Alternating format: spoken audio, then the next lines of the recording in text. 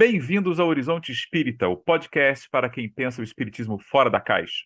Eu sou o Rodrigo Farias e hoje vamos falar de um tema que nem sempre recebe a atenção que merece por parte do nosso movimento: as relações históricas entre o espiritismo e a Umbanda, não sob um olhar doutrinário, mas acadêmico.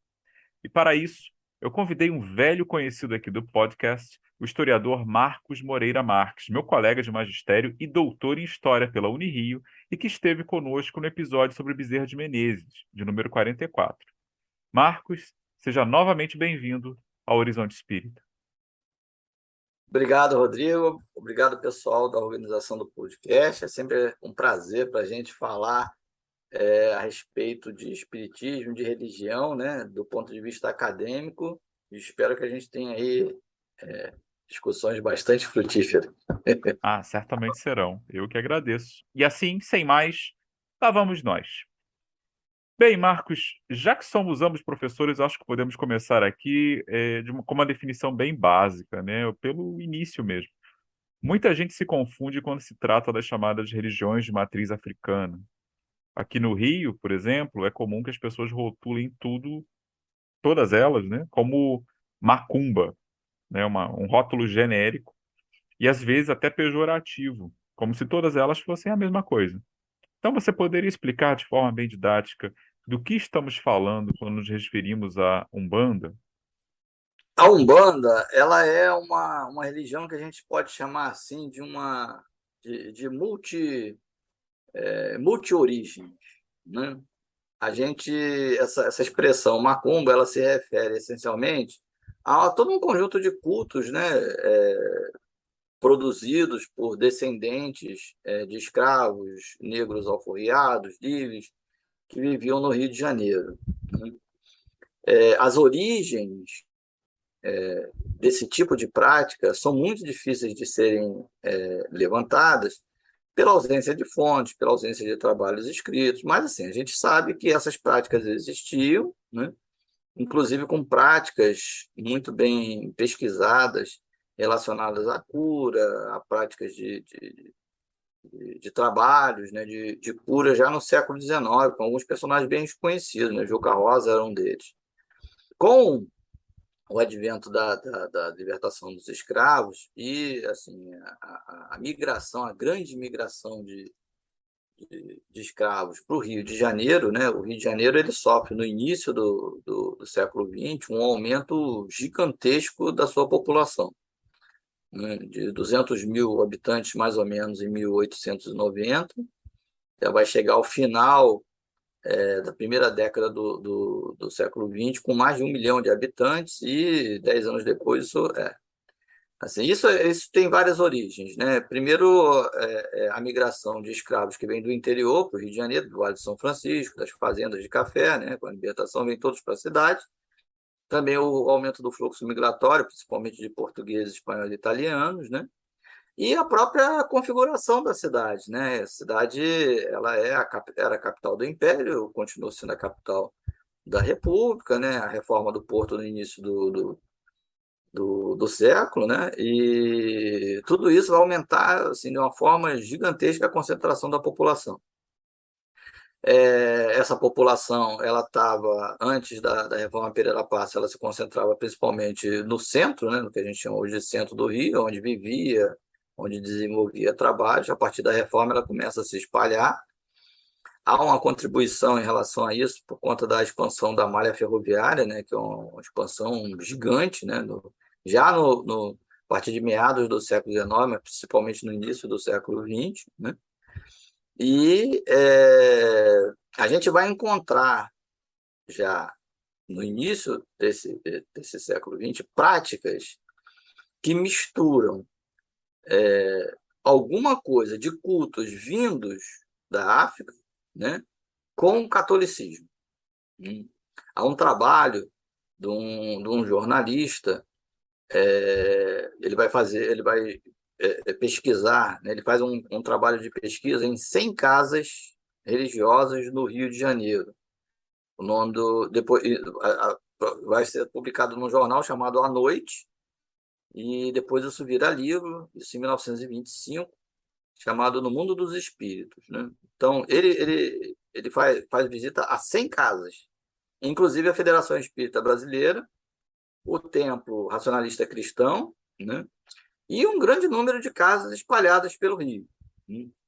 Ali, através da descrição que ele faz dos cultos, né, de como que os cultos eram realizados, a gente já vai encontrar várias características que são características da Umbanda, né, e que nos ajudam a diferenciar o que é Umbanda, por exemplo, e o que é Candomblé. Um elemento primordial nessa diferenciação, Jesus. Candomblé não tem nada a ver com cristianismo. Candomblé não tem absolutamente nada a ver com o cristianismo. E enquanto que a Umbanda, né, ela vai se mesclar com esse cristianismo, né, ela vai apresentar já, através das descrições que ele faz, a gente vai perceber, por exemplo, em algumas casas onde aparece imagens, objetos, né, a reprodução da estátua de Jesus, por exemplo, né, como um médium maior, né? E a gente vai ter, nesse período aí, no 1920 até 1930, mais ou menos, a gente vai ter um grupo que vai desenvolver um tipo de umbanda, né, que eles vão dar o nome, não é a gente que dá esse nome, né? Eles vão dar o nome de Umbanda Branca.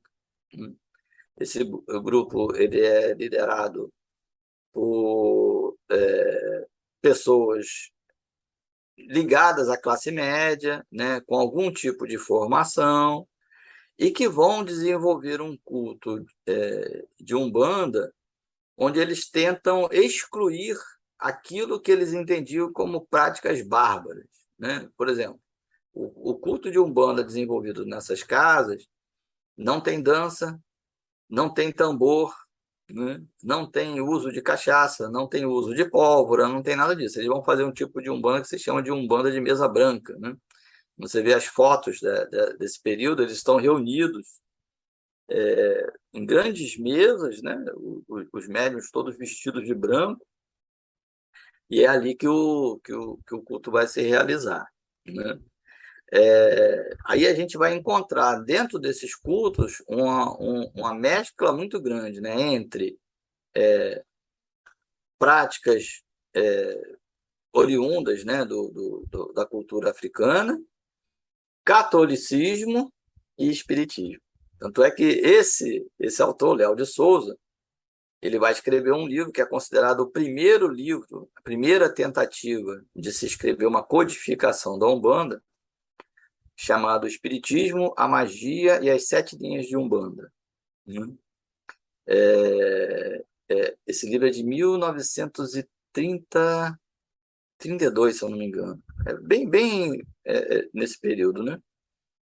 E ele é muito curioso, porque ele cita Kardec o tempo todo. Ele se apropria do livro dos espíritos, dos livros dos médiuns, né? Ele vai o tempo todo citar Kardec com algumas diferenças. Há uma parte muito curiosa em que ele diz assim: tanto o médium espírita quanto o médium da Umbanda realizam práticas de cura, mas na Umbanda isso acontece mais rápido, né? E aí ele tenta explicar o porquê. Ele diz o seguinte, que isso é uma característica da Umbanda, né?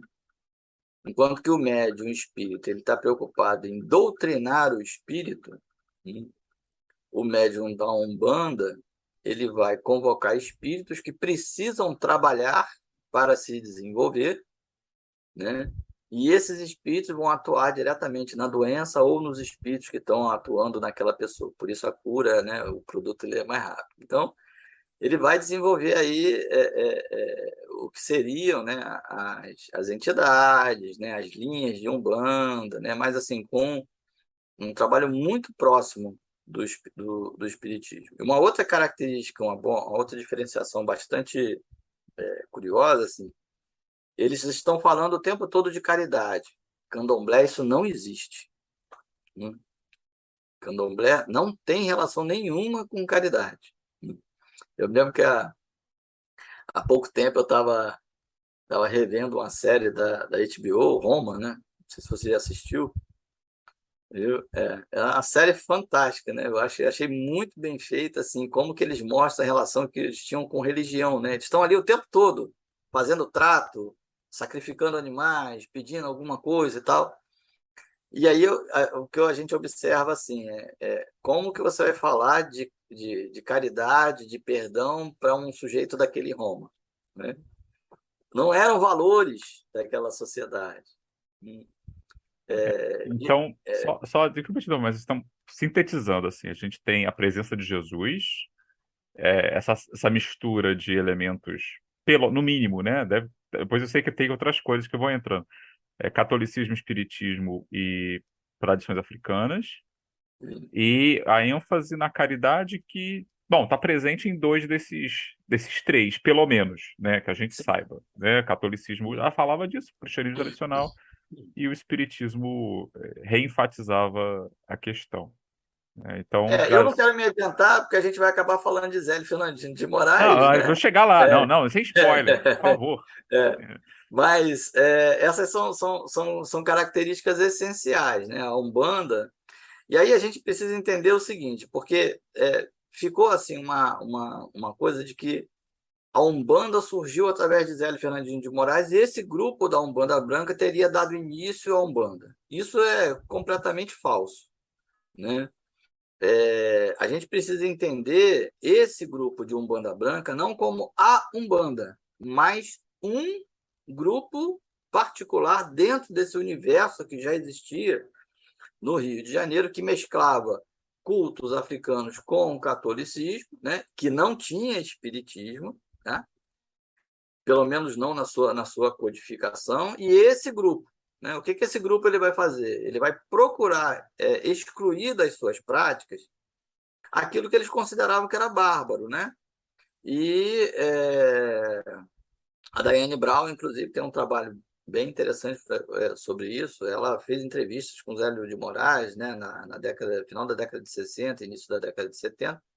Ela vai dizer que isso é um mito fundador, porque essas práticas de Umbanda elas já existiam, só que esses seguidores eles não deixaram nada escrito.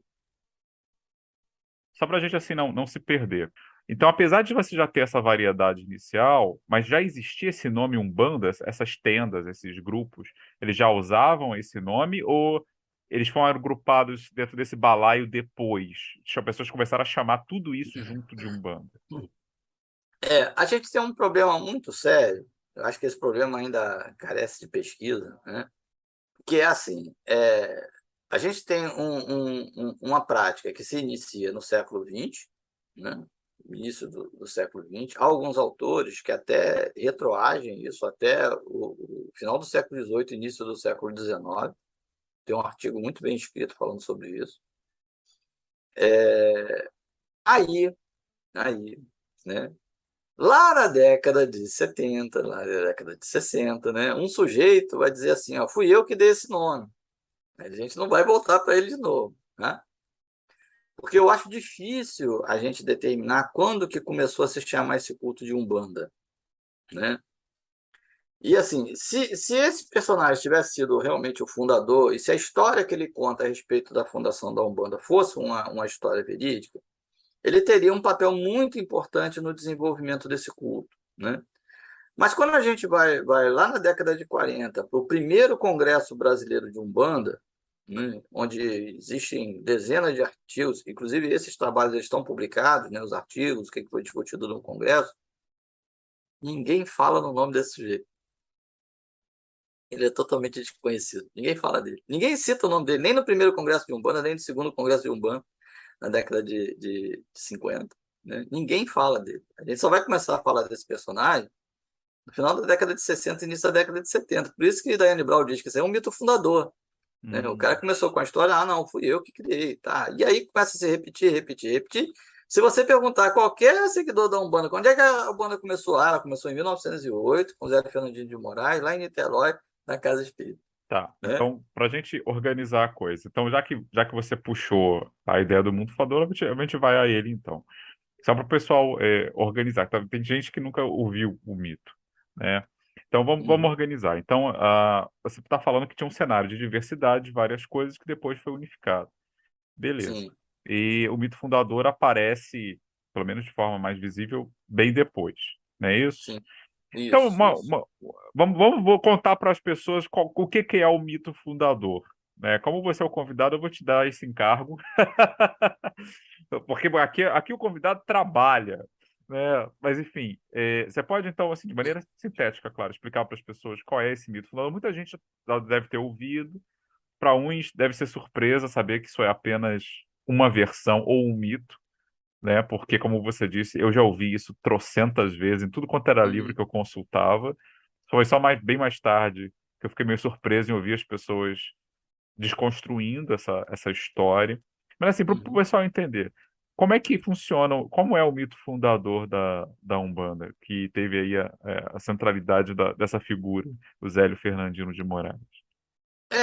Segundo esse mito, né, o Zélio Fernandino de Moraes, um jovem, né, alguns dizem que ele era espírita, outros que não. Ele teria tido uma doença, foi levado para ser atendido, depois de passar por alguns médicos e tal, foi levado para ser atendido onde ficava a sede da Federação Espírita do Estado do Rio de Janeiro, que ficava em Niterói, né? Isso em 1908. E a data é muito curiosa, né? Dia 15 de novembro de 1908. Inclusive, o Arthur César Isaia vai relacionar isso aí com a questão da República, né? Da mudança da sociedade, por aí vai. E lá, durante a reunião, teria tentado se manifestar um espírito com o nome de Caboclo das Sete Encruzilhadas, né? E os médiuns, né, que faziam parte da reunião, teriam impedido que ele se manifestasse, né? E aí ele diz que, a partir do dia seguinte, seria fundada uma nova religião onde esses espíritos, né, de caboclos, de índios, pudessem se manifestar. E aí ele fala várias coisas, né? Diz que essa nova religião ela se chamaria Umbanda, ela teria como médium maior Jesus, né? Que o seu objetivo seria a prática da caridade e a realização de curas, né? E depois, no dia seguinte, aí segundo essa história, teria havido uma concentração na frente da casa do Zélio Fernandino de Moraes, as pessoas curiosas em saber se aquele espírito ia se manifestar de novo. E aí ele se manifesta, diz que o Zélio teria como missão a criação de 7 casas de Umbanda. A primeira foi fundada naquele mesmo dia, né, que é a casa, alguns chamam de casa máter da Umbanda no Rio de Janeiro, né, que ficava lá em Niterói, foi derrubado, acho que há 2 ou 3 anos. Na época até houve um princípio de protesto aí, porque era um prédio histórico e tal. E a partir dali a Umbanda teria se desenvolvido. Isso é totalmente falso, né? Justamente por causa disso. Porque esse tipo de culto que misturava cristianismo com práticas africanas, ele já existia no Rio de Janeiro, e existia muito, né? Essa prática ela foi se mesclando. Mas é como se você tivesse assim, ó, um grupo de 1.000 praticantes, né? Dentro desses 1.000 você tem 2 ou 3, mas esses 2 ou 3 sabem escrever, né?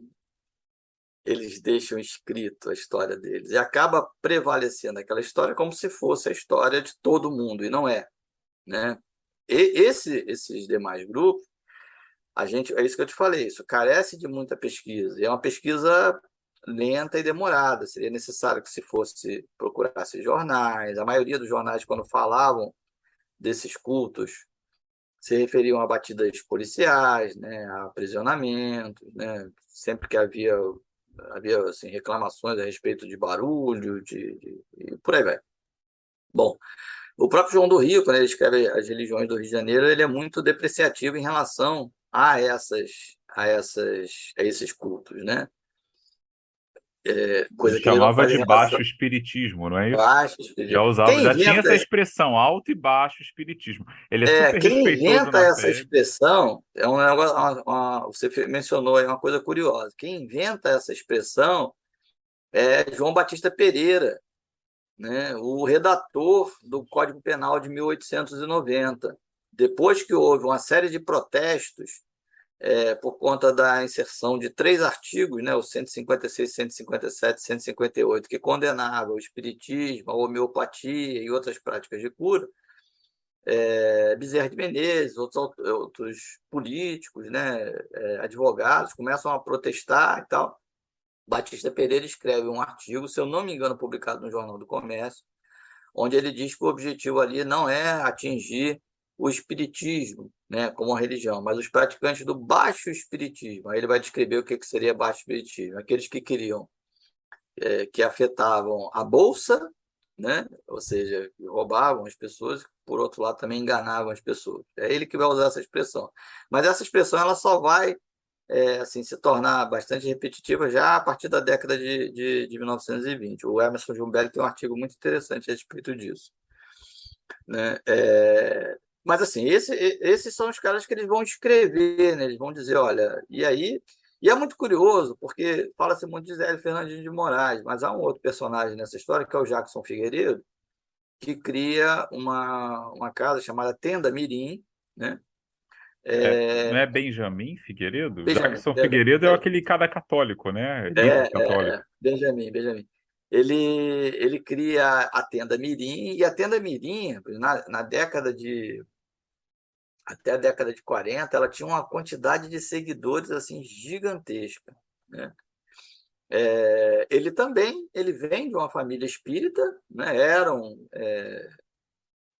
Faziam parte do culto espírita, tal. Então dizem que até a primeira manifestação dele foi durante um culto espírita, né? E a casa dele, né? Eles colocam assim as imagens das entidades, tipo em determinado patamar, né? E ele usa a seguinte expressão: que o médium maior era Jesus, a imagem maior era a imagem de Jesus, né? Então a gente vai encontrar nesse período essa essa mistura, né, de práticas do catolicismo com as imagens, né? Inclusive a maioria das casas tem nome de santo católico, né? Nossa Senhora da Conceição, Nossa Senhora de não sei o quê e tal.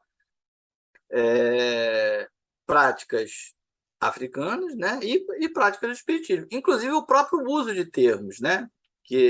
A maioria das casas elas vão se chamar tenda espírita não sei o quê, tenda espírita alguma coisa, né? O nome está lá presente. É, isso vai acontecer. Na década de 40, né, principalmente na década de 50, depois do Congresso de Umbanda, né, aí vai começar um movimento que a gente chama de movimento de reafricanização, né? Que esse movimento ele vai trazer? Por isso que a gente diz que a Umbanda, assim, ela não está ligada apenas a catolicismo, a espiritismo e a religiões africanas, tem mais do que isso, né? Na década de 40, na década de 50, Adriano, inclusive, está orientando um rapaz que está fazendo um trabalho de mestrado a respeito do Tancredo Silva, né? Ele é considerado um dos responsáveis pela reafricanização da Umbanda, né? Ali você vai ter vários personagens. Havia um chamado Cobra Coral, né, um médium. Ele tinha um centro muito conhecido em São João de Meriti, que inclusive vinha estrangeiros e tudo para participar Eles vão reafricanizar mesmo, né? O culto vai ter tambor, vai ter dança, vai ter cachaça, vai ter música, vai ter uma série de coisas. Acaba completamente com aquela história do culto de mesa branca, né? Isso ainda acontece hoje, não acontece? Quer dizer, pelo que Sim, eu sei, tem uma sim, discussão sim. entre, é, pelo menos na Umbanda, pelo que eu ouço dizer, né? Eu não sou nenhum expert, mas tem Uhum, uma certa disputa aí, inclusive de combate ao mito de origem, né? Sobre a alegação de valorizar as raízes africanas, né? Inclusive tem muita gente aqui no Rio, pelo menos na cidade, na capital, que reclama muito de que tem terreiros que estariam muito, vamos chamar assim, embranquecidos, inclusive na sim. frequência, e que isso afetaria os ritos, afetaria, enfim, que cada terreiro de Umbanda é um mundo, né? Não existe uma centralização, uma padronização. Tem uns que são mais africanos, outros são mais esotéricos, Sim. outros são mais, vou usar um termo que o espírita detesta, outros são mais kardecistas, né? E assim, eu sei que tem algum tipo de conflito interno, discussão interna sobre isso. Acho eu que deve ter se reacentuado nos últimos anos por causa que o Brasil está falando mais dessas questões, né? De questões raciais, etc. Mas assim, eu acho que tem uma vertente que eu acho muito interessante a gente explorar como exploradores, que é, ainda que isso seja um mito, né, um mito fundador, o que a gente percebe é o seguinte, porque nesse período, né, se você colocar, né, vamos tomar como partida lá 1908, lá a data do mito fundador lá do Zé Fernandino de Moraes, né? Em 1910 vai surgir uma outra religião no Rio de Janeiro chamada racionalismo cristão, né? O que eu acho muito curioso nessas vertentes, né, que elas vão se formar, é que, do ponto de vista dos umbandistas, né, o espiritismo ele tinha deixado de ser, né, ele interditava, né, a fala de negros, de índios, né? A crítica que eles vão fazer é, ó, os médiuns, né? Os espíritos dos espíritos são todos brancos, são doutores, né? São católicos. É assim, eu nunca fiz um levantamento aprofundado desse período a respeito dos espíritos que se manifestam, mas realmente, né, o que a gente encontra nesse período né, a gente olha aí, um dos mais famosos que eu pesquisei, né, doutor Bezerra de Menezes, né, branco, médico. Então, esses personagens eles vão fazer parte desse imaginário espírita nesse período, né? Por outro lado, segundo esses autores, o espiritismo ele interditaria a presença, né, de espíritos de negros, de índios, de pessoas mais simples, com linguajar menos rebuscado, né, mais popular. Por outro lado, né, o Luiz Matos, que é o fundador do racionalismo cristão, ele vai dizer que o racionalismo cristão ele vai surgir porque o espiritismo tinha deixado de ser científico, né? Então, são, são duas alegações assim bem diferentes, né, para romper com o espiritismo, né? De um lado, teria se tornado uma religião de brancos, uma religião elitista, né, que não permitia a participação de pessoas simples, nem de espíritos simples, né? Por outro lado, tinha deixado de ser uma ciência. Luiz de Matos ele chega ao Rio de Janeiro em 1910, né? A história que se conta, a história que ele mesmo conta, né, a respeito disso, é que ele era muito rico, era um comendador em São Paulo, enriqueceu no Porto de Santos com um comércio de café e em algum momento lá ele teve um problema de saúde, foi atendido numa casa espírita em Santos, né? Ficou bom, né? E aí se converteu ao espiritismo, mas ele criticava muito o espiritismo, porque dizia que tinha espírita que recebia dinheiro para fazer atendimento, que o espiritismo tinha deixado de ser científico, que não havia muito rigor, né, nas obras. Ele vem para o Rio de Janeiro em 1910, tentando convencer o Leopoldo Cine, que era o presidente da Federação Espírita Brasileira, a mudar o espiritismo, né? Que o espiritismo se tornasse o que ele achava que era espiritismo, né?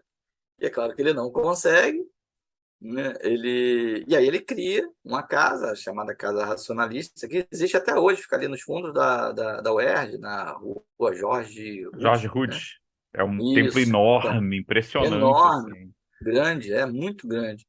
E ele faz ali, ele cria a primeira casa dele, né? Começa a fazer tratamento de saúde, né? Principalmente em louco. O pessoal dessa época adorava louco, né? Todo mundo queria curar louco, né?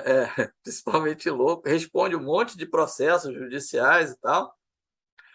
E aí é a mesma coisa. Essas casas racionalistas, quando elas começam a funcionar, pelo menos até 1940, mais ou menos, todas elas têm a expressão espírita, né? Templo espírita, racionalista, cristão de algum lugar. Templo espírita é uma religião extremamente centralizada. Tudo que se faz no Brasil inteiro, dentro do racionalismo cristão, né? O tema do culto, o que vai ser lido, o que vai ser discutido, sai tudo aqui do Rio de Janeiro, né? E uma coisa muito curiosa, que lá em São Paulo, quando ele funda a primeira casa aqui no Rio de Janeiro, depois vai fundar lá em São Paulo também, ele tem contato com um sujeito que era de Cabo Verde, né, que fazia parte lá do tempo dele de Cabo Verde. E aí a casa começa a ajudar as pessoas lá de Cabo Verde. Os Cabo Verde tinham um problema muito sério de clima, de fome e tal. E o racionalismo cristão, não sei se você sabe disso, até a chegada da Igreja Universal do Reino de Deus, era a religião predominante em Cabo Verde, né? Meu Deus, isso é É, impressionante. é impressionante, né? Tem um trabalho muito interessante do antropólogo português, o José Vasconcelos. O trabalho de doutorado dele foi justamente a respeito do racionalismo cristão em Cabo Verde. Era a religião assim predominante, né? As pessoas eram seguidores, né?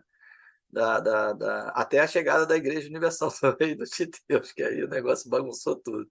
Lá eles estão em disputa, lá em briga por causa disso.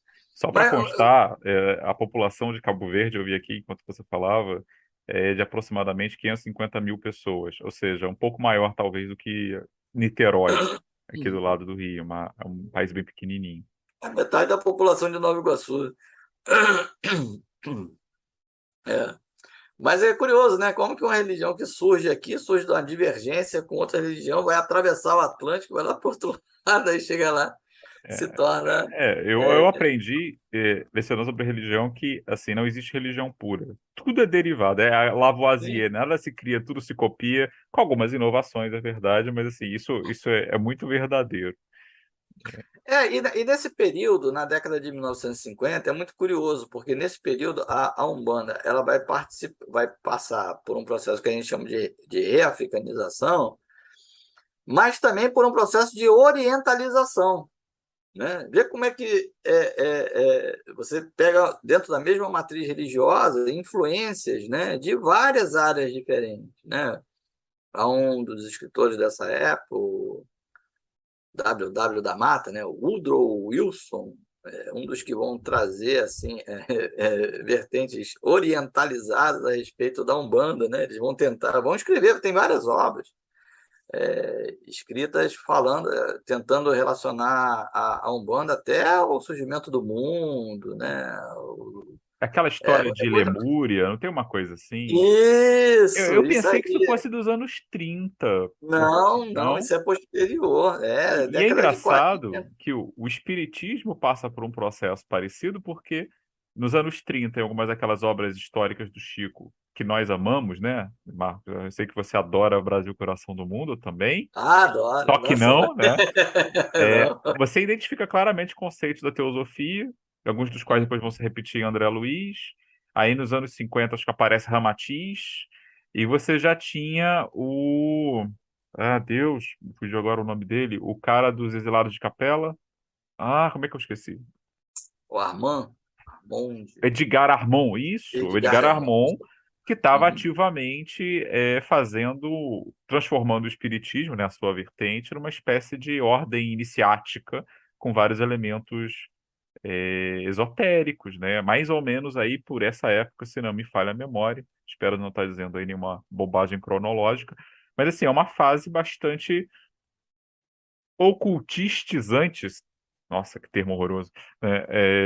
Para o espiritismo também. O espiritismo mainstream. A gente tem assim, a teosofia, né, no início do século XX, década de 1910, década de 1920, ela era bastante atuante no Rio de Janeiro, né, com várias casas. Inclusive, uma das teses que eu levanto na minha tese de doutorado assim, a expansão e a manutenção do espiritismo relacionada a práticas de cura e caridade, né? Porque quando a gente pega, é difícil fazer esse tipo de levantamento por conta das fontes, né? Mas eu fiz assim um levantamento estatístico, né? Peguei um grupo de casas, a gente consegue ver notícias a respeito da fundação e tal, algumas são mais conhecidas e depois do seu desaparecimento. Então eu fiz um levantamento mais ou menos e ele me mostrou o seguinte, que aquelas casas que tinham práticas de cura e práticas de caridade foram as práticas mais foram as casas que ficaram assim que duraram mais tempo, né? Enquanto que as casas que só tinham estudo elas desapareceram rapidamente, E é mais ou menos isso que acontece com a teosofia. A teosofia, ela forma alguns grupos no Rio de Janeiro, mas eram grupos, essencialmente grupos de estudo, né? Eles não tinham nenhuma relação prática com o dia a dia das pessoas, né? Não conseguiam atrair muitos seguidores. E aí, gradativamente, eles vão desaparecendo, né? E o que vai acontecer com o espiritismo? Na década de 1890, né, o Serviço de Assistência aos Necessitados, ele é criado dentro da Federação Espírita Brasileira por um dos participantes, né? Eles começam a fazer atendimento, distribuição de alimentos. Na verdade, não faziam nem distribuição de alimentos, eles faziam arrecadação de valores e entregavam para as famílias um cartãozinho que elas podiam ir até uma quitanda e trocar aquilo por alimentos, né? E tem uma declaração de um membro da Federação Espírita Brasileira, ele faz uma declaração muito interessante. Ele diz assim: os grupos de estudo praticamente desapareceram. O reformador, nós publicamos 200 exemplares e são todos distribuídos gratuitamente. Mas a assistência aos necessitados está sempre cheia, de domingo a domingo, né? Eles vão perceber que esse trabalho era o trabalho que atraía as pessoas, né? Depois, já no início do século XX, é Leopoldo Cirne que vai declarar isso. Ele vai dizer o seguinte, que as ações de repressão da polícia contra as ações de cura na Federação Espírita Brasileira tinham sido inócuas. Até 1902, os espíritas eles não sofrem nenhum tipo, nem de visita, nem de multa, né? Nada, não, eles simplesmente não vão, não. E aí, a partir de 1912, eles vão incentivar e vão, assim, potencializar esse trabalho de assistência de uma forma astronômica, né? Os dados que eles mostram, eu acho que esses dados são muito inflacionados, né? Que há um momento em que eles colocam lá que foram mais de 600 mil atendimentos no ano. É muita coisa, até pelo número de médiuns que ele tinha, que nunca ultrapassou 20 médiuns, né? Mas eles vão começar a não só fazer o tratamento homeopático e mediúnico dentro da Federação Espírita Brasileira, como distribuir medicamentos homeopáticos em várias casas espíritas no Rio de Janeiro, né? Eu visitei algum tempo atrás uma casa lá em Bangu, que é o GPELA, Grupo Luz e Amor, Grêmio de Propaganda Espírita Luz e Amor. Esse grupo, se eu não me engano, ele é do iniciozinho do século XX, 1902, 1903, um negócio assim, é muito antigo mesmo, né? E o historiador, ele cai, assim, quase cai no chão, né? Cara, quando eu cheguei lá, tinha na estante, assim, no chão, né? Do lado do chão tinha uma estante com um livro de atas de reunião de 1911. O troço estava jogado, assim. Falei, que isso? Tesouro, é um tesouro. Pegaram uma foto, tinha umas fotos, né? Fotos originais de um dos criadores da casa, de 1918, se eu não me engano. Pegaram a foto e colaram assim na parede. Falei, minha esposa estava do lado, se eu tiver um troço aqui, eu for cair, tu me segura, tá? Porque. Mas assim, eles não tinham noção do que estavam fazendo. Mas Inclusive, eles não sabiam que ali, naquela casa, né?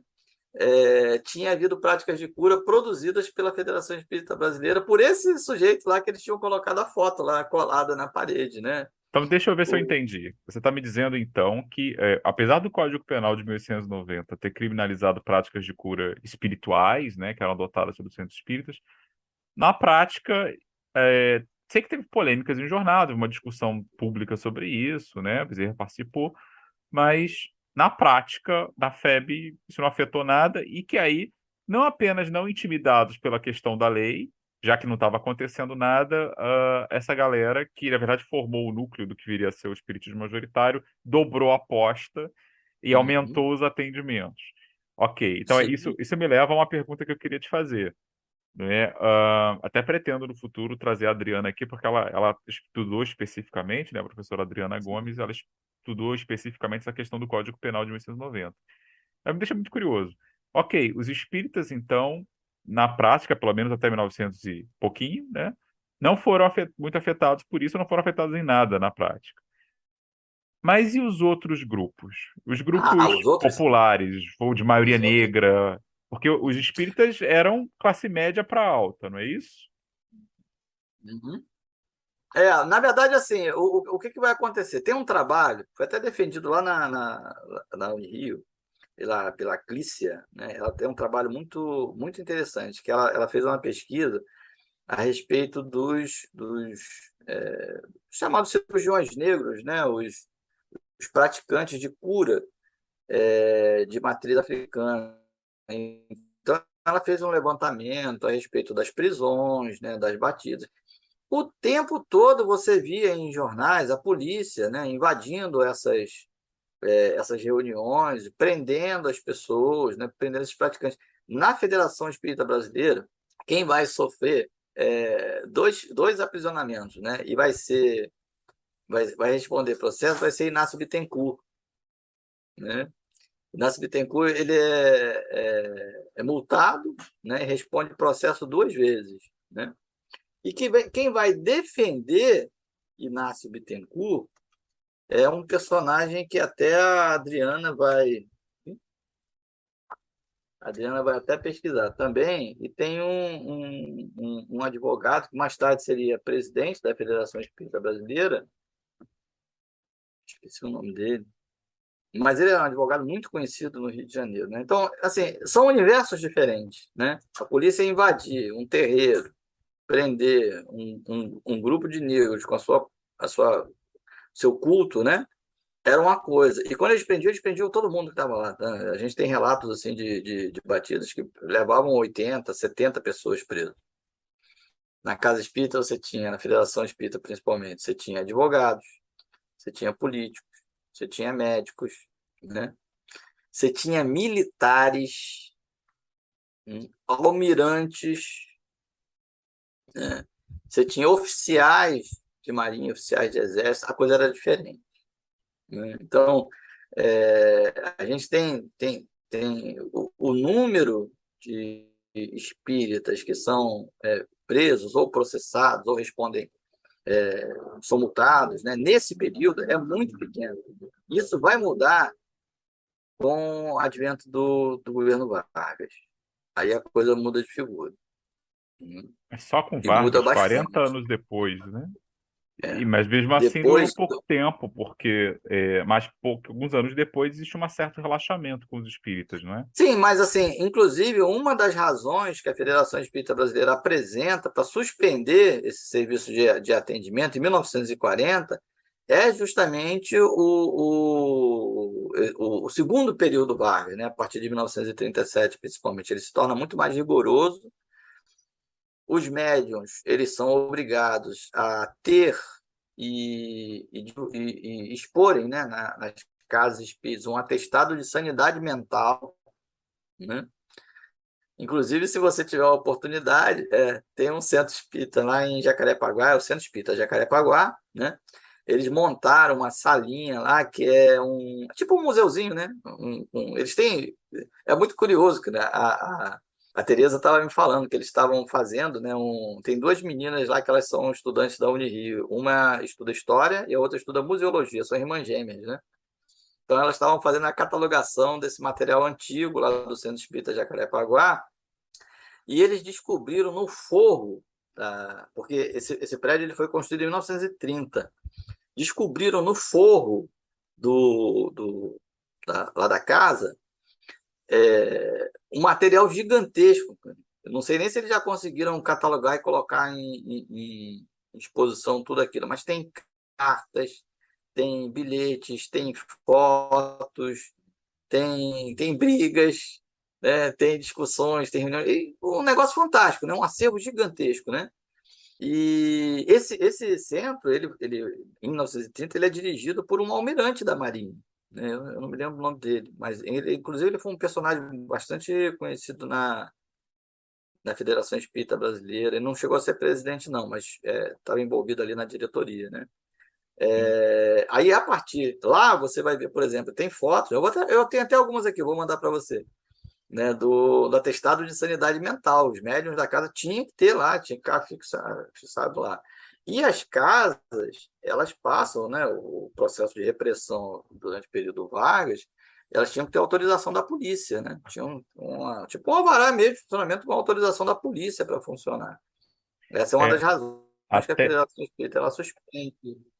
a tese que você mencionou é Glícia Caldas, né? Eu Isso, achei isso, aqui, Glícia Caldas, A Cabaça do Segredo, Religiosidades e isso. Concepções Populares de Cura no Rio de Janeiro, cerca de 1889 a 1927. O que me lembra também uma obra clássica para falar da repressão aí nos terreiros, especificamente, que é O Medo de Feitiço, da Ivone Isso, Magui, né, que é dos anos isso. 90, eu acho, mas que é uma referência. Então, É, ó, ela também tem um levantamento bem extenso, né, a respeito desses, alguns chamam de cirurgiões negros, né, que usavam os conhecimentos da cultura africana para práticas de cura, e como que se deu, né, a repressão policial nesses personagens. uma dúvida, já que estamos falando disso, né, de quando finalmente o pau que bate em Chico também começou a bater em Francisco, né? Vargas é democraticamente autoritário, né? Mas uma coisa que me deixa curioso, ainda voltando àquela questão da terminologia, na Umbanda é muito comum as casas, né, as instituições se identificam como tendas espíritas. Então isso é uma coisa já de raiz, que eu digo quando essa terminologia começa a aparecer, porque obviamente os cultos anteriores não tinham como ter influência espírita, que era um negócio recente, né? Mas assim, porque eu sempre ouvi dizer, você me diga se isso faz sentido ou não, né? Eu sempre ouvi dizer que a relação dos espíritas, vou falar kardecistas para fins didáticos aqui, e os umbandistas, tinham algum ponto de atrito em relação à disputa pelo copyright, né, pelo direito autoral desse termo, espírita. Mas pelo que eu estou vendo, e pelo que você está dizendo, e o que eu dei uma xeretadinha na sua tese, tenda espírita é uma expressão bastante antiga, né? Uhum. E você saberia dizer como é que os espíritos, os kardecistas, né, reagiam a isso? Houve alguma oscilação, uma hora mais liberais, uma hora mais, co- mais, digamos assim, possessivos em relação a esse título? Porque hoje em dia eu vejo entre espíritas mesmo, tem sempre essa briga, né? Espiritismo é isso. Espiritismo não é aquilo outro que se diz espírita. E até hoje eu, como adepto, também sofro um pouco, porque quando eu dizia, por exemplo, eu dava aula na escola de ensino fundamental, lá em Caxias, né? Aquela garotada toda que a larga maioria era evangélica. Quando eles perguntavam qual era a minha religião, havia quase sempre uma de duas reações. Eu dizia que era espírita, ou eles não entendiam patavina a que eu estava me referindo, né? Era uma cara de paisagem, não tinha um referencial nenhum, ou entendiam que eu era de terreiro. Aí eu tinha que explicar que não, né? Tem essa crise de identidade com o termo espírita no Brasil. E assim, do que você estudou, você chegou a ver como era o lado kardecista da coisa, como é que eles. Havia algum esforço para demarcar limites identitários? Não, nós somos os espíritas e vocês não? Ou era meio que um laissez-faire, deixa rolar e cada um se chama como quiser? Havia algum problema com isso? Olha, essa nomenclatura tenda espírita, né, há uma vertente aí que relaciona o uso desse termo a um aspecto de proteção, né? Segundo essa vertente, os umbandistas usavam o termo tenda espírita porque os espíritas eles eram menos afetados pela repressão, né? Eu não concordo com essa ideia, não, tá? Eu acho que isso aí ela tem muito mais uma influência cultural, né? Porque essas casas, elas nascem, elas se apropriam de uma nomenclatura, por exemplo, médium. Médium é uma nomenclatura espírita, né? O próprio nome, espiritismo, ele vem do espiritismo, né? É, e outras expressões que vão ser usadas por umbandistas são apropriadas do espiritismo, né? E o próprio Léo de Souza, quando ele escreve a magia, a Umbanda, a magia e as sete linhas de o espiritismo, a magia, as sete linhas de Umbanda, ele diz claramente assim que a Umbanda ela é uma vertente do espiritismo, Isso está escrito, né, na obra. Não sei se você tem, eu posso até te passar, eu tenho essa obra em PDF. Né? Ele deixa bem claro, né? Então, assim, e Leal de Souza, curioso, né? Leal de Souza, ele vai se tornar presidente de uma das casas de Umbanda que, segundo o Zélio Fernandino de Moraes, teria sido mandada construir lá pelo Caboclo das Sete Cruzilhadas em 1908, mas essa casa só vai surgir na década de 1930, né? Então, assim, esses constituintes dessa vertente chamada Umbanda Branca, eles vão se apropriar, né, do pensamento espírita, da sua codificação, modificando da forma que eles querem, inclusive da nomenclatura. Né? Isso só vai mudar na década de 1950, quando as casas de Umbanda elas começam a ter uma nomenclatura africanizada mesmo, né, com nomes em Yorubá, em expressões desse tipo. Aí a gente vai ter uma mudança muito séria, né? Mas eu encontrei, por exemplo, um artigo, se eu não me engano, do Reformador, que falava de uma série de palestras que iam ser produzidas, entre eles pelo Inácio Bittencourt, né? Em que ele apontava a necessidade do esclarecimento aos espíritas a respeito do que era a Umbanda, né? Colocando o espiritismo num patamar mais elevado, né? Enquanto que a Umbanda ela estaria ligada a espíritos. Ó, você vê mais ou menos como é que não é de todo infundado essa ideia de elitização presente nos espíritos, né? Da cultura branca, da cultura letrada, da cultura científica, digamos assim, né? Então, e depois disso, é um episódio muito interessante que vai ocorrer lá na década de 1930, que é a formação da primeira dissidência, né, contra a Federação Espírita Brasileira, né, que vai se formar. Isso e é muito interessante isso, né? Ela se passa a respeito quando um deputado pelo Paraná, se não me engano, Plínio Marcos, ele propõe a reinserção da catequese nas escolas, né, do ensino do catolicismo nas escolas. Aí há um grande número de protestos e tal, os maçons, os evangélicos começam a protestar, e um grupo de espíritas se posiciona contra a Federação Espírita Brasileira, né, discutindo a pouca ênfase que a Federação Espírita Brasileira deu naquilo tudo. Eles conseguem formar um congresso no Rio de Janeiro, um congresso até com a participação de 200 e tantas casas, convidaram mais de 600, mais 200 e poucas casas compareceram, e ali eles criam outro grupo, né, que pretendia ser o grupo centralizador das ações espíritas no Brasil, né? Esse grupo, a composição da banca é muito interessante, porque há uma disputa muito intensa dentro desse grupo para discutir quem é que vai ser presidente, quem vai ser tesoureiro, quem vai ser responsável pela propaganda e tal. E quem fica responsável pela propaganda é Leal de Souza, né, que eu acabei de falar, que é um bandista histórico, fundador, e tem uma briga terrível, né, dentro desse grupo, justamente pela presença de um bandista, né? Eles dizem, olha, tem um personagem muito conhecido, eu esqueci o nome dele, né, que ele vai falar a respeito da formação desse grupo. Ele diz assim: aquilo não é espiritismo, aquilo era uma bagunça. Ali tem espírita, tem um bandista, tem povo do candomblé.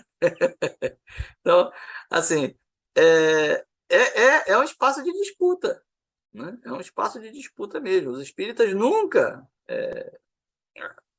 vão dizer que não, né? Porque o espírita tem aquele negócio, né? Aquele de ser o bonzinho, né?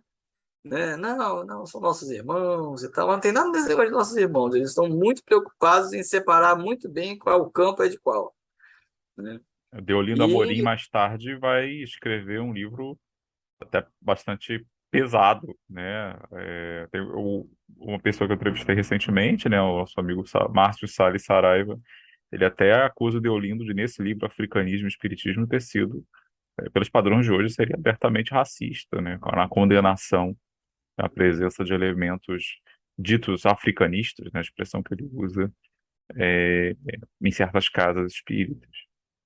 E tem um fato muito curioso que tem muita gente que não leva em consideração, assim, a expansão da Umbanda no Rio de Janeiro, né, nas décadas de 40, 50, até a década de 70, é astronômica. É um negócio, assim, impressionante, sabe? O número de casas de Umbanda no Rio de Janeiro é gigante, né? Inclusive com a participação de muitos umbandistas na política também, né?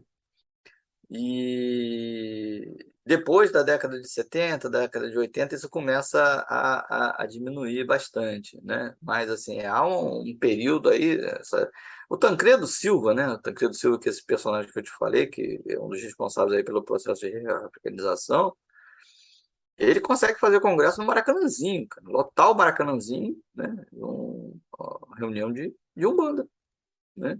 Isso em plena década de 1960, no Rio de Janeiro. Então, assim, são espaços de disputa, né? São campos de disputa mesmo, né? Entre essas disputas está justamente a nomenclatura, né? Por isso essa briga aí não é kardecista, é espírita, né? Porque é importante tomar conta do nome. Kardec faz isso, né? A primeira coisa que ele faz é justamente se apropriar do nome em francês, em português, né? Cria o termo e tal. E durante Mas muito depois tempo vai aplicar os espiritualistas americanos e ingleses à revelia, né? Quando é, fala dos números, o espiritismo está crescendo muito. Aí ele cita um monte de gente que nem sabia quem ele era e que nem é, reencarnacionista era, assim. Isso na revista espírita. Eu acho isso uma coisa muito engraçada, como Kardec, a gente fala dele como uma pessoa muito rigorosa, e muitas vezes era. Mas no uso do termo espírita, ele era bastante flexível quando convinha, né? inclusive, assim, do ponto de vista popular, porque a gente percebe que no início do século XX no Rio de Janeiro, quando se usava esse termo espírita, não se estava falando exclusivamente de kardecistas, né? Inclusive os jornais, eles usavam essa expressão, né, assim, tanto para se referir ao seguidor da doutrina espírita, quanto àquele que era de matriz africana, né? E não tinha muito essa separação, né? Eu fiz até um levantamento de quantas vezes apareceu o termo umbanda, candomblé, espírita, assim, e o termo espírita ele é majoritário, né? Esse processo de separação, depois na década de 20, 30, ele vai começar a se consolidar. Mas são campos que estão em disputa, né?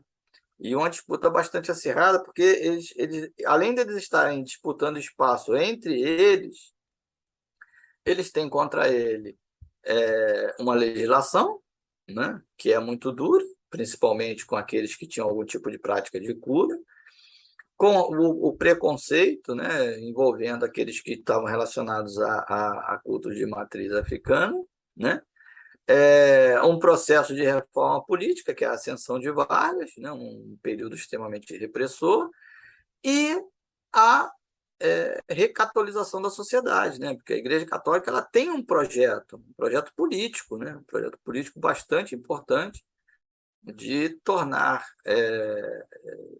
as civilizações, as sociedades católicas, né? Os documentos que eles estão produzindo, eles dizem isso, né? Que a sociedade justa é a sociedade baseada nos valores católicos.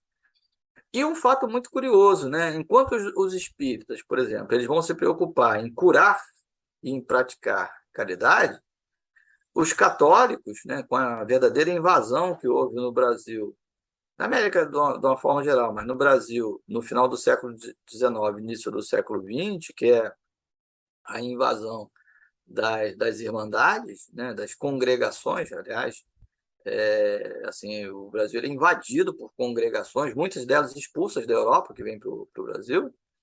A grande maioria dessas congregações, elas vão concentrar suas atuações no ensino, né? Aí você vai ter aí o aparecimento de um grande número de escolas, né? Santo Inácio, né? Escolas conhecidas, e não é um ensino voltado para a população mais carente, não, é majoritariamente voltado para a classe média alta e para a classe alta, Então né? vocês têm uma Isso, espécie de ataque educacional às classes de educacional. elite e a partir daí isso acaba sendo útil também num processo de supremacia católica, já numa Sim, fase em que já tinha perdido o status de religião oficial, né, com o fim do Império. é. Então tem essa disputa política. Impressionante, assim, parece. A gente falou de tanto de bancada evangélica, mas tradicionalmente a bancada católica sempre foi uma coisa Não, mas profissionalmente. olha, a inauguração do Cristo Redentor, né? E a descoberta, né, digamos assim, da imagem de Nossa Senhora Aparecida, aquilo se torna uma coisa assim impressionante no Rio de Janeiro. Tinha um bispo no Rio de Janeiro que ele estava extremamente ligado ao poder político do Rio de Janeiro. E ele trabalha assim alinhado com o Vargas. Vargas odiava os espíritas, você sabe disso, né? Ele, muito antes dele se tornar um ditador, na década de 1930, lá no Sul, ele faz declarações, né, de que ele achava aquilo um absurdo, que assim, ele odiava completamente os espíritas. Por quê? Tem algum motivo? Não sei, talvez, não sei se tinha alguma relação lá eu não conheço muito, cara, eu não conheço quase nada da história de Vargas, a não ser do período que ele se torna ditador, né, depois da década de 30. Mas a Adriana ela pode até te falar sobre isso, você pode perguntar a Adriana. Mas, assim, Farei isso. Vou chamar você ela tem. aqui, então. Então, você vê, assim, não são apenas os espíritas, os umbandistas, né, os candomblecistas que estão disputando espaço entre eles. Você tem a máquina católica, digamos assim, né, que é bastante poderosa. O primeiro hospital do Brasil, ele só vai o primeiro hospital público no Brasil, ele só vai ser construído na década de 1920. Antes disso, todo o sistema público, né, de atendimento do Rio de Janeiro era da Santa Casa da Misericórdia, né? O complexo da Santa Casa da Misericórdia, não só o Hospital da Santa Casa da Misericórdia, mas os vários hospitais católicos do Rio de Janeiro, entidades de assistência a pessoas, a meninos e meninas, principalmente meninas, né? São todos católicos. Né? A população, quando ela precisava de socorro, ela era em hospitais e entidades católicas que elas eram atendidas. Depois vão surgir hospitais filantrópicos, né? Que é a Clínica Botafogo e o IPAI, né? Que é o Instituto de Assistência à Infância, mas são entidades filantrópicas. O primeiro hospital público mesmo, ele só surge no final da década de 1920 e início da década de 1930. Ou seja, o catolicismo ele tem uma prevalência muito grande. Eu mostro lá na minha tese duas reuniões muito interessantes. Uma que foi feita em Friburgo, em 1915, onde um dos temas, eles fazem um congresso, né? Naquela época, o catolicismo no Brasil ele era dividido em duas esferas, né? Duas áreas. Uma que pegava a parte norte do Brasil e outra que pegava a parte sul, né? Então, há um congresso aqui no Rio de Janeiro, em Friburgo, católico. Um dos dias do debate era justamente para discutir espiritismo, como que os padres, as congregações deveriam combater a atuação dos espíritas, né? Depois, no ano seguinte, vai ter o mesmo congresso em Recife, né? Onde vai ser dedicado um dia também, né? Exclusivamente ao combate. Eles produzem um documento, uma cartilha que tinha que ser entregue aos padres a fim de que eles pudessem combater o espiritismo. Então, assim, são campos que estão, né, em disputa. Tem uma passagem que eu encontrei no Jornal de Friburgo, que eu achei muito, muito engraçada.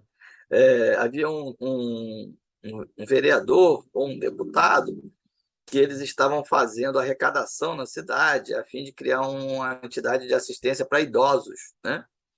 E eles iam de porta em porta e tal, os espíritas, né? Aí um dos padres lá da cidade se aproxima dele e diz o seguinte: olha só, eu vim aqui falar contigo porque o pessoal lá de baixo, ele estava se referindo ao Rio de Janeiro, né? O pessoal lá de baixo disse que isso não pode continuar, isso tem que acabar, né? E aí ele responde a esse padre dizendo assim: olha, tem só um problema, é porque eu consultei o pessoal lá de cima, e o pessoal lá de cima disse que era para a gente continuar, né? E esse padre, ele produz, assim, dentro da cidade, uma verdadeira organização contra os espíritas mesmo. Quer dizer, eles estão disputando espaço mesmo, né? Estão disputando espaço.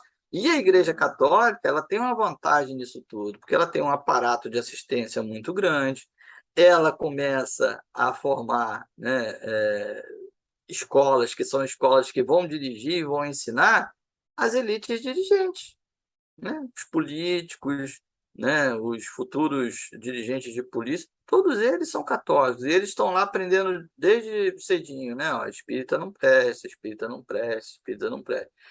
Então, essa disputa, ela está assim, bastante acirrada nesse período, né? Eles estão disputando entre eles mesmo. Eu acho interessante porque no pós-Segunda Guerra, né, você vai ver, a gente ouve falar pelo menos, né, de outros ataques católicos ao espiritismo por outra via, né, quando eles importam aí o Padre Quevedo, quando você começa a ter alguns clérigos escrevendo obras, o Frei Boaventura, Kloppenburg, né, É, depois vai ter é. o Estevão Bittencourt também, que era figurinha fácil Uhum. na Rede Globo. Em tudo quanto era programa de televisão, bem da verdade, nos anos 90, escrevendo obras de polêmica contra o espiritismo, no sentido de atacar a veracidade, né? A questão fenomênica, e pela questão científica. Padre Quevedo, que era um parapsicólogo que menos acreditava em paranormalidade, né? Porque É. nada existia, né? É. E é interessante ver isso. Agora vai ter o filme do Arigó, né? Um elenco aí global. E eu imagino, predestinado, acho que esse é o nome do filme, eu imagino que vão mostrar um pouco essa questão, né, do catolicismo reagindo a esse tipo de fenomenologia que eu não, que é reivindicada pelo espiritismo, né? Mesmo quando você tem médiums assim, meio, você não sabe direito bem o que que eles são em termos doutrinários, mas acabam sendo identificados como médiums espíritas, né? Mas assim, a presença desses congressos e dessas orientações, elas transmitem, assim, deixam bem claro que isso não eram iniciativas particulares de um padre, de um bispo, de um clérigo, era alguma coisa institucional, né? Assim, a cúpula da igreja, ela estava preocupada com essa expansão e estava tomando providência para instruir, né, os seus clérigos, os seus padres, os seus bispos, para efetivamente combater a prática espírita, né? E tem uma coisa muito curiosa, isso é uma coisa que faz parte lá também da minha tese. Até 1919, a atuação do espiritismo no Rio de Janeiro, ela vai se dar no interior de casas espíritas, né? Com exceção da Federação Espírita Brasileira. A partir de 1919, vai começar no Rio de Janeiro a criação de instituições de assistência à infância, né? É, eu fiz um levantamento, né, de um grupo bastante grande de instituições. Há uma discussão muito grande, né, nesse período a respeito da criança abandonada, né, nas grandes cidades, no Rio de Janeiro, em São Paulo. E a partir de 1919, os espíritas começam a criar casas de assistência à infância desamparada no Rio de Janeiro, né? Eu falei para você que a tese lá tem 400 páginas, porque tem muitas fotos, né? Então eu reuni assim, um grupo de fotos mostrando as. E os espíritos eles eram muito ativos. Eles, eles conseguiam fazer reuniões assim no Fluminense, né? No, na sede mesmo do Fluminense, né? Sede social do Fluminense, em teatros, faziam atividades, organizavam rifas, quermesses, uma série de coisas.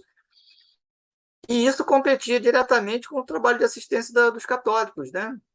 Não só competia em termos de reconhecimento da sociedade, né? Mas também competia em termos, ó, de grana, porque você não tem um serviço público, né? A perspectiva liberal que você tem na sociedade nesse período, né? De que não cabia ao Estado a produção essas unidades de atendimento, nem de hospitais, por isso que não tinha hospital público, né? Mas eles financiavam, né? E essas entidades espíritas, elas começam a receber tanto do governo federal quanto da municipalidade, verbas que antes eram destinadas exclusivamente às entidades católicas, né? Os evangélicos nunca se preocuparam muito com isso, com serviços de assistência, né? E aí os espíritas começam a disputar essa verba, né? Isso começa a diminuir. Talvez, eu não tenho certeza, não posso afirmar, mas talvez essa seja uma das razões pelas quais, a partir da década de 1930, o serviço na Santa Casa de Misericórdia ele deixou de ser um serviço exclusivamente gratuito e passou a ser um serviço pago. Inclusive, tem um levantamento de uma tese de doutorado de uma portuguesa, né? Em que ela mostra como que o número de óbitos entre os não pagantes era muito maior do que o número de mortes entre os pagantes, né? Isso é levantamento de pesquisa. Talvez porque essa verba que era destinada antes aos católicos tenha diminuído, eles começam a aceitar, né, o paciente que vai pagar, né, instalações diferentes, atendimento diferente, né? E essas casas espíritas elas começam a disputar, né, a absorção dessas verbas e também o reconhecimento da sociedade. Agora, há um fato muito curioso, né, entre os espíritas e que eu acho que é uma matéria de estudo também entre os umbandistas. Tem um trabalho de pesquisa muito interessante de um pesquisador, eu acho que ele agora está lá em Mato Grosso do Sul. O nome do livro dele eu vou achar aqui, eu vou mandar foto para você. Chama-se Dá-me de Comer, né? Ele é assistente social. E ele faz um trabalho de pesquisa a respeito da relação entre assistidos e assistentes na casa espírita. Ele quer tentar entender que relação é essa, né? E uma das perguntas que ele faz é a seguinte, né? Por que tantas pessoas vão às casas espíritas, mas não se tornam espíritas? Também E queria saber.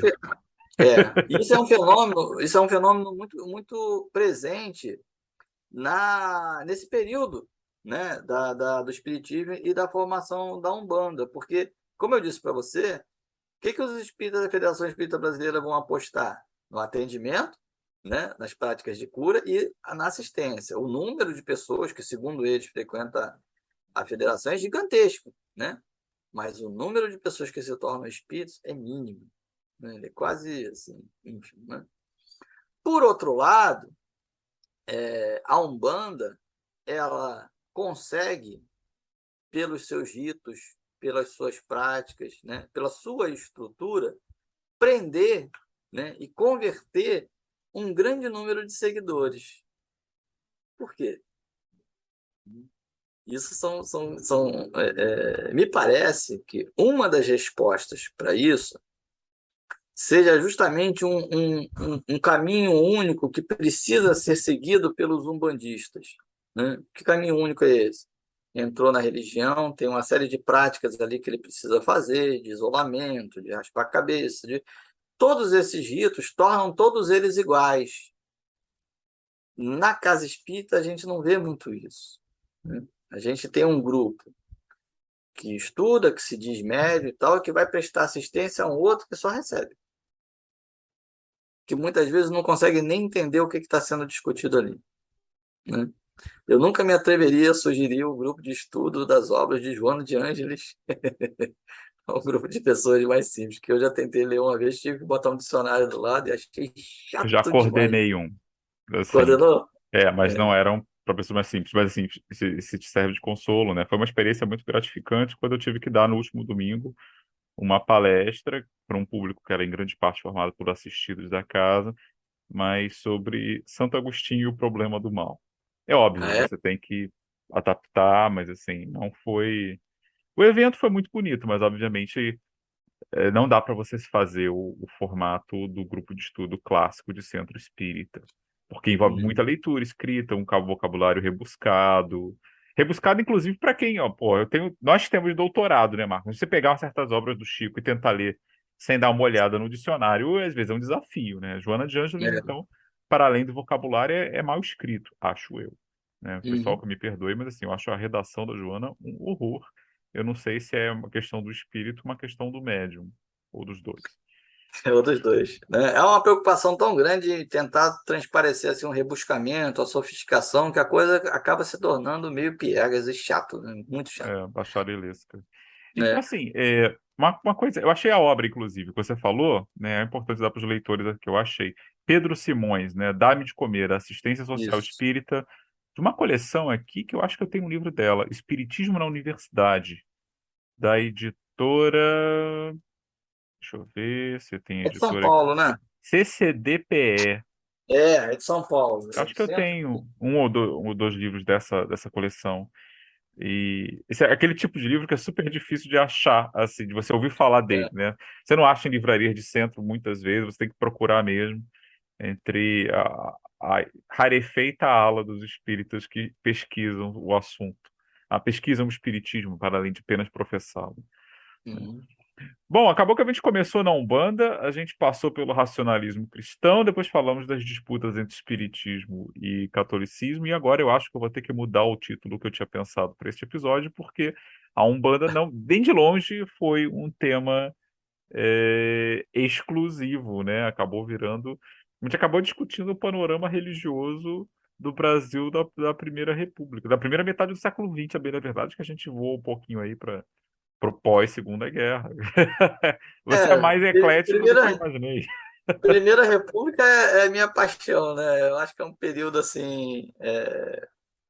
O pessoal até chamava, né, de República Velha, né? Um termo extremamente pejorativo, mas é muito rico, né? E talvez pouco pesquisado. Mas para a gente do Rio de Janeiro, quando a gente trabalha com esse período, o que não falta aqui são fontes e assuntos, né? Talvez por isso a minha preocupação em justamente procurar um pós-doutorado, um pós-doc, que eu possa pesquisar religião e política no período Vargas. Eu tô doido para me dedicar a isso, né? Eu até tenho um grupo da UFRJ bastante ativo, né, no sentido de pesquisar esse período Vargas. Eles pesquisam política, pesquisam economia, relações internacionais, mas falam muito pouco a respeito de religião, A né? religião, pelo menos a história na FRJ, me parece que tem um pouquinho mais rarefeito do que eu gostaria que fosse. Estou Uhum. tentando também fazer alguma coisa nessa linha, embora eu não trate de Brasil, né? Minha área são os Estados Unidos. Mas então, Marcos, assim, para a gente encerrar, o que me dá uma pena, porque por mim a gente ficaria aqui 3 horas, eu teria que fazer 6 episódios seguidos, né?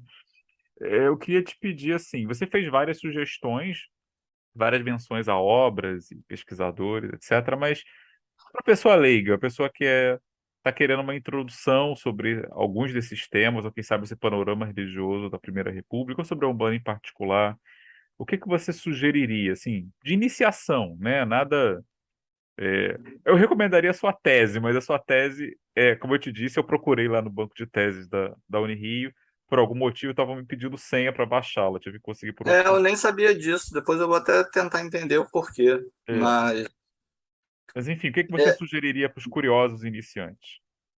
olha, hoje existe um vasto conjunto aí de publicações que tratam a respeito de religião, mas esse conjunto de obras, eles têm, de uma forma geral, um problema muito grande, né? Eles são escritos por seguidores, né? Ou por seguidores da Umbanda, ou por seguidores do Espiritismo.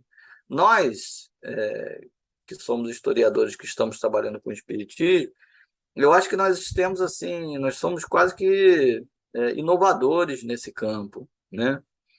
Porque a gente tenta tratar a religião como um problema histórico, né? E aí, como um problema histórico, a gente precisa muitas vezes até esquecer que, né, ou tentar afastar a ideia de que nós somos espíritas ou que são umbanistas ou o que for, né? Então, assim, eu acho que o livro do Ortiz, né? A Morte Branca do Feiticeiro Negro é uma boa introdução, né? Para quem quer discutir um pouco, entender um pouco a formação, né, da Umbanda, né? E ele traz aí, não é um livro muito grande, né? Um livro bem, até bem fininho, né?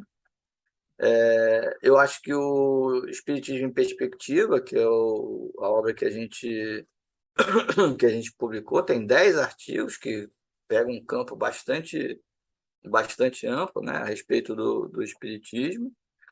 E a partir daí é pesquisar mesmo e tentar procurar, porque ter tem, né? O,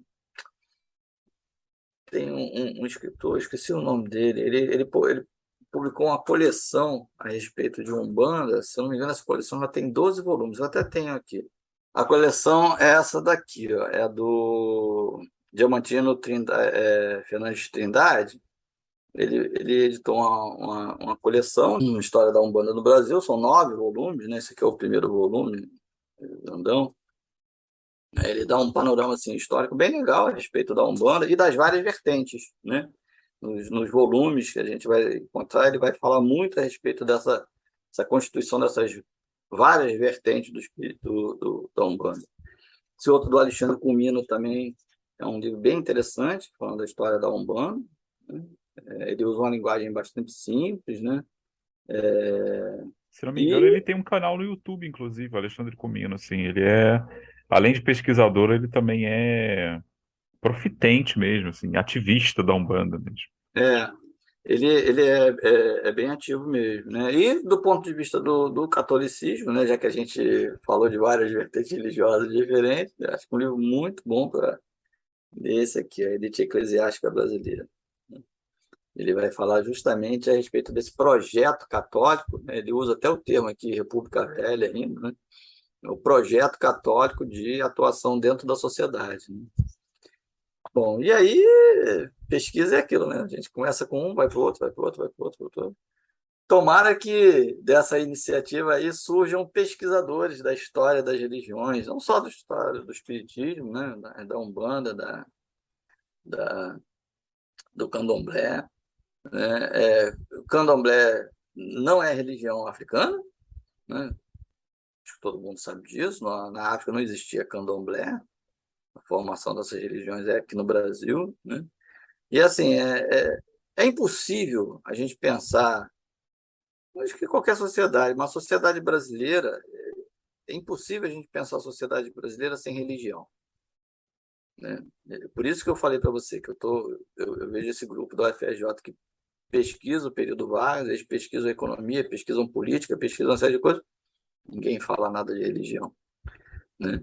E é um aspecto da nossa sociedade que é tão importante, mas tão importante, que sempre foi muito atuante em relação à política, né? Isso que a gente hoje fala tanto dos evangélicos, né? Os evangélicos têm um projeto para esse ano de ter pelo menos 150 deputados na bancada evangélica. Não vai ser majoritária, mas vai ser importantíssimo para decidir o que vai ser aprovado e o que não é.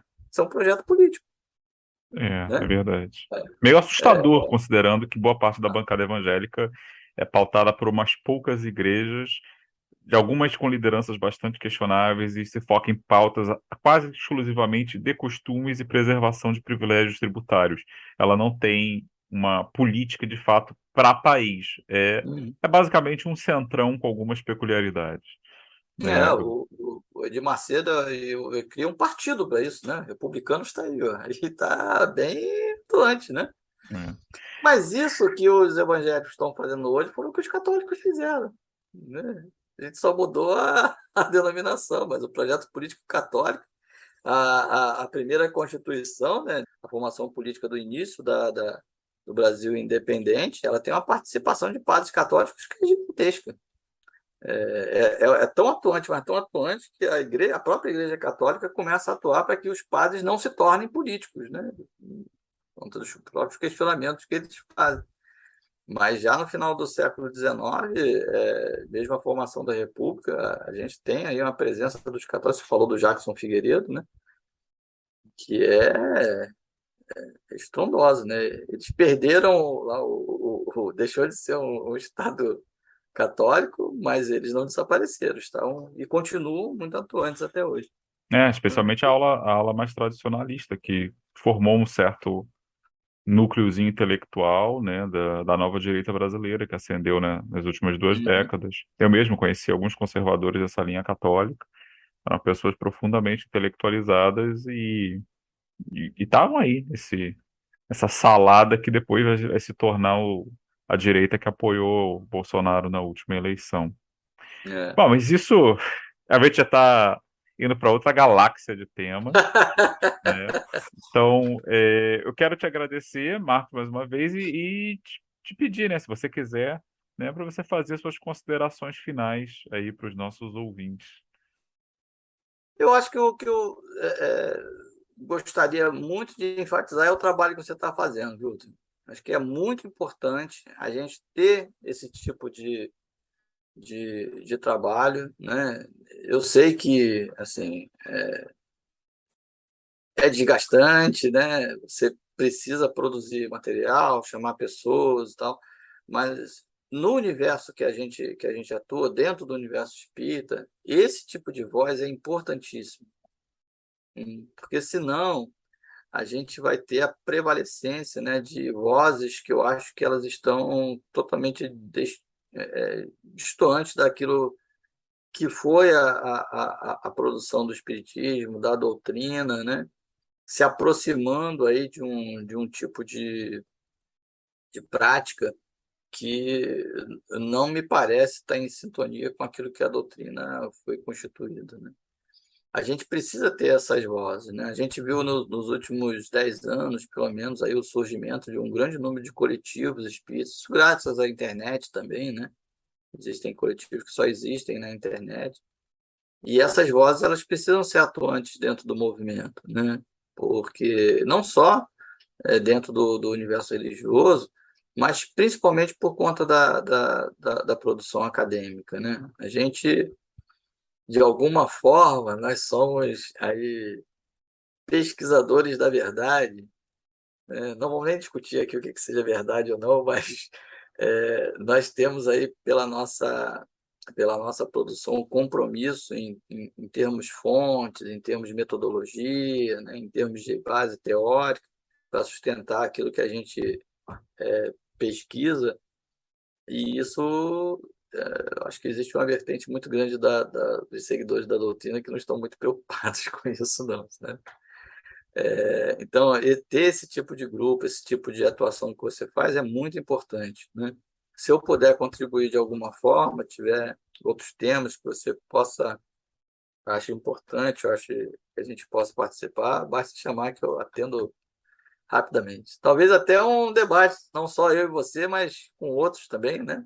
É uma ideia, assim, já se considere pré-convidado, assim. Tem muita gente que eu ainda não chamei, ou que eu gostaria, como não foi seu caso, de chamar por outros motivos além do episódio original. E considere-se já pré-convidado para futuras discussões. Por mim, você vai ser freguês aqui da casa, né? Já que, especialmente agora que a equipe de organização sou só eu mesmo, eu e sabe Deus quem estiver ajudando aqui do outro lado, então vamos nós, vai com quem tiver algo a dizer. Eu e meus 10 ouvintes teremos o maior prazer de ter você aqui de novo. Bem, pessoal, eu estive aqui com o professor e historiador Marcos Moreira Marques, que veio nos ensinar um pouco da história não apenas da Umbanda, né, mas do próprio Espiritismo aí na época da Primeira República e do panorama religioso brasileiro, em particular do Rio de Janeiro, né? Como vocês tiveram a oportunidade de ver, foi um papo bastante variado e muito, muito rico. O primeiro de outros que virão, eu tenho certeza. Então, já que estamos encerrando, aproveito para lembrar que o Horizonte Espírita está disponível nas principais plataformas de podcast e também tem um perfil no Instagram, Horizonte Espírita, tudo junto, e um canal no YouTube também, chamado Horizonte Espírita. Nosso e-mail de contato é horizontespírita2@gmail.com e por ele vocês podem mandar críticas, sugestões e o que mais vocês desejarem nos dizer. A todos vocês, um muito obrigado e até a próxima.